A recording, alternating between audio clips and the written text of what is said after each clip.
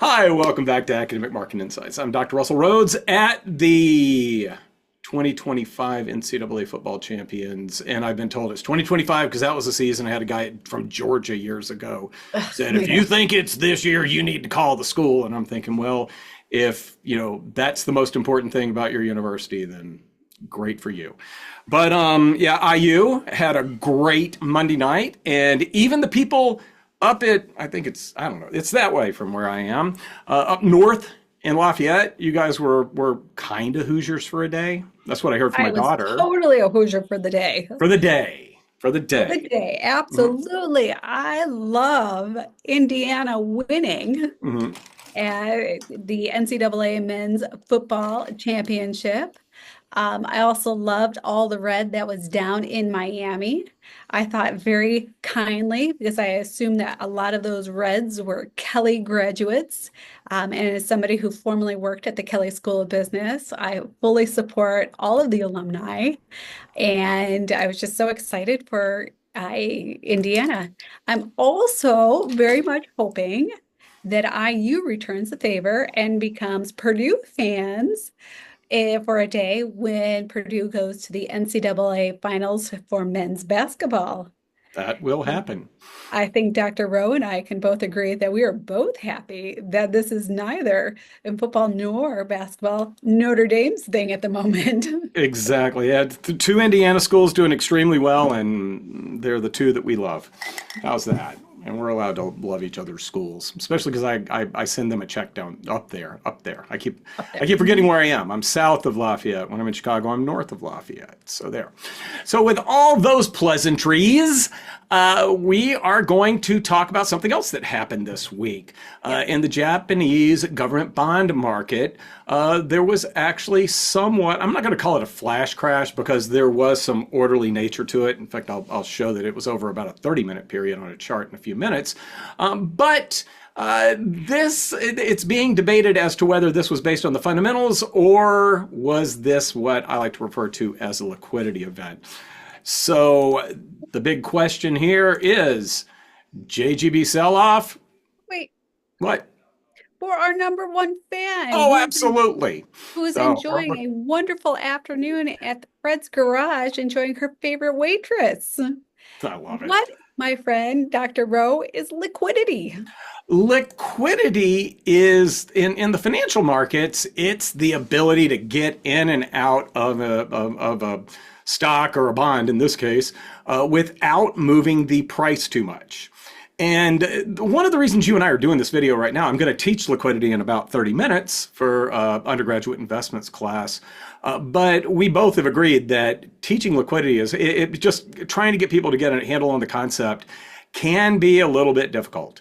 So because we had an event that people are referring to liquidity this week, I thought maybe taking a look at the circumstances around the JGB sell-off from Tuesday would be a worthwhile exercise. So as noted, Tuesday, January 20th, the day after IU won the national championship, and I promise that's the last time I'll work that in. There was a Japanese government bond auction, and they have auctions just like we do in the U.S. on a regular basis. There have been concerns about some of the auctions lately, not seeing as much demand, or if you're not seeing a whole lot of demand, you'll end up having to pay a higher interest rate, and the rates on some of these auctions have been a little bit higher than people were comfortable with. So a little bit less demand in the primary auctions, and resulting in higher interest rates. But this one on Tuesday, it was 20-year bonds, and it was a whopping and I converted everything to USD. But there was about $4 billion issued. It's actually $3.8 billion issued. And do keep in mind that the overall size of the Japanese government bond market is 7.6 trillion. So we're going from billions to trillions there.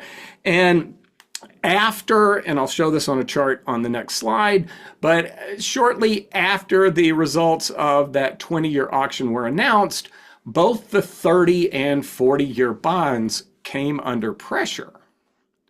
And this is, let me make 100% sure, yes, this is December 20th of 2055.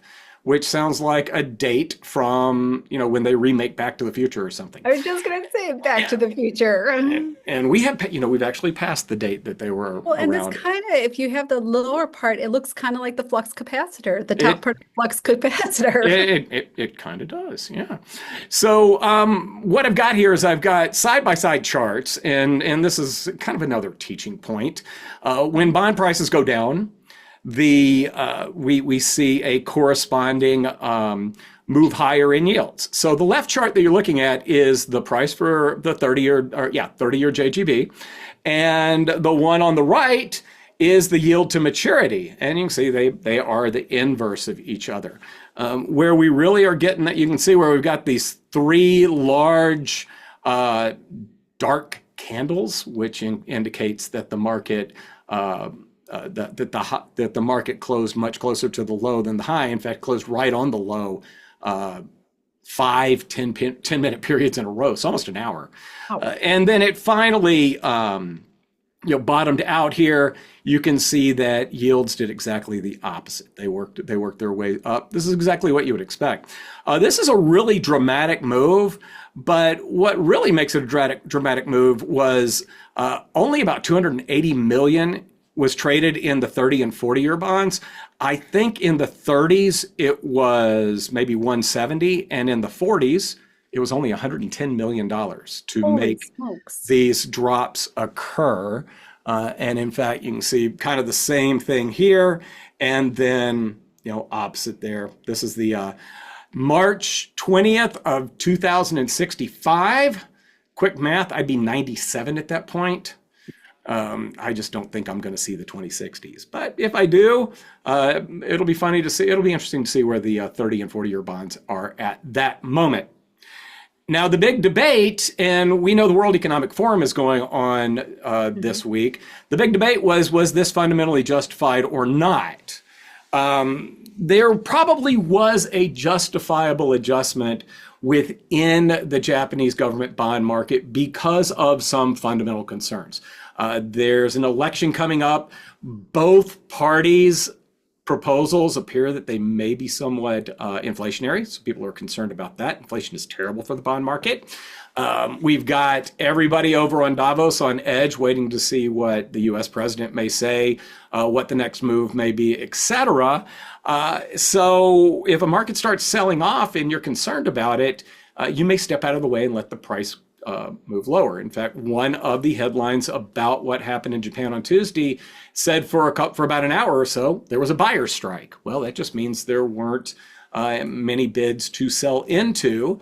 The bid-ask spreads often widen when we have a lack of liquidity. It's really a lack of liquidity is generally because of fewer market participants on both sides, but definitely when they're weighted one side versus the other.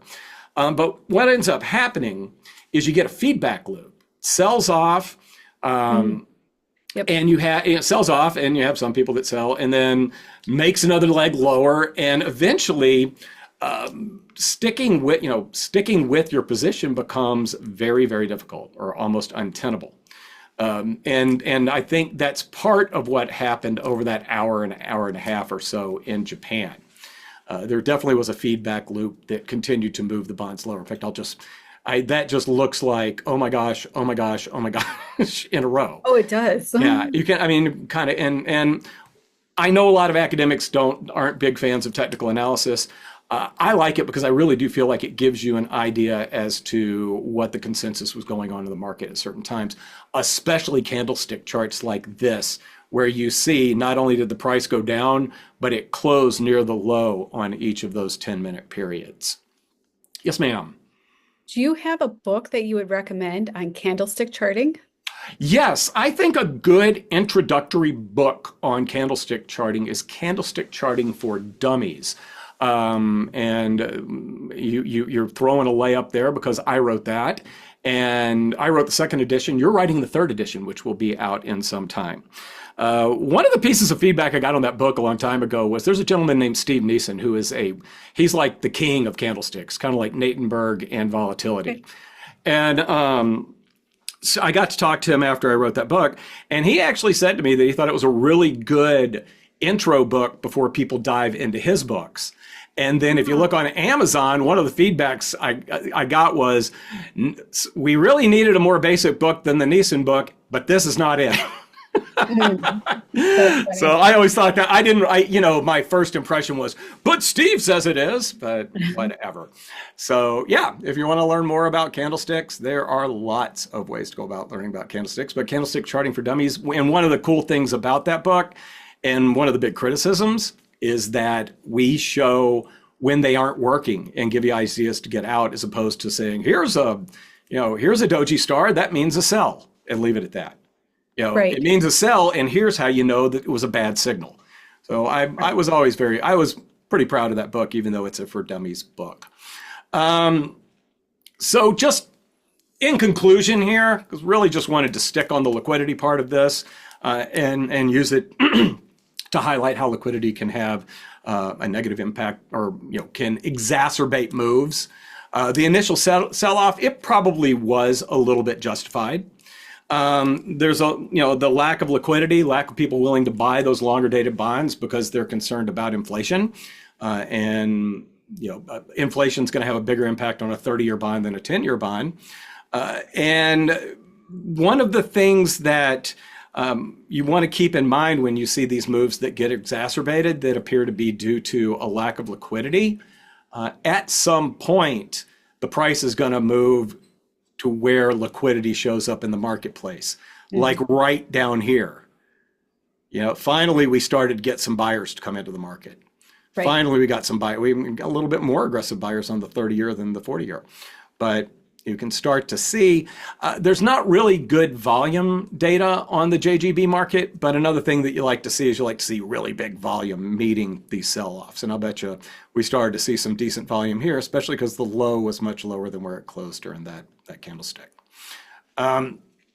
So the funny thing is, we are talking midday US on Thursday, and those two bond markets have just about recovered to where they were Oh, before all of this. isn't that crazy? And yeah, no, it is crazy. So, and I'm going to steal a little bit from Ken Griffin, who's probably one of the most successful traders ever, definitely of my generation. He was at Davos, and he said the thing that you saw in Japan today, just how it took very little to make that bond market come under pressure. That is the kind of stuff that you see during market tops. Right. You see, volatility expectations a little bit higher, people spending more on protection, and that's the kind of stuff that you do see during market tops. So, wouldn't be I do feel like valuation wise, fundamental wise, we're probably overdue for some sort of market correction. This thing happened in the JGB market, and it did have a bit of an impact on stocks and the Nikkei, but not as much to include the chart and talk too much about it. So with that, you're going to take us home. There's our So with friends. that, we thank you so much for joining us. If you have any topics that you'd like us to discuss, any comments, please message them below. And if you liked it, please hit like. And if you haven't, please subscribe. We just thank you so much, and go IU. Oh, go boiler up!